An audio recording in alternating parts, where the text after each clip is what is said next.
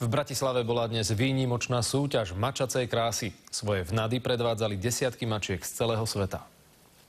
Krásný výraz, krátké, jemný línie, takové srdečku, jako srdečku má obličej. Krásná barva v oko.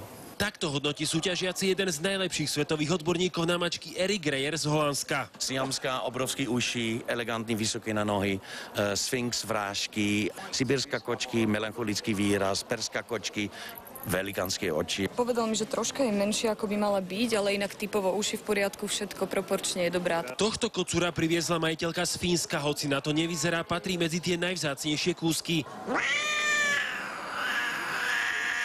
Je z plemena osiket, ktoré vraj na Slovensku nechová nikto. Cena za mačiatku aj 1500 eur. Vyzerá ako divá mačka, ale plemeno vzniklo náhodným krížením siamskej a habežskej mačky. Medzi desiatkami mačiek sme objavili aj túto čivavú Lauru. Pred hroziacimi konfliktami s inými mačkami chránil Lauru 4-krát ťažší kocúr Gordon. Tento kocúr špeciálne miluje psíkov.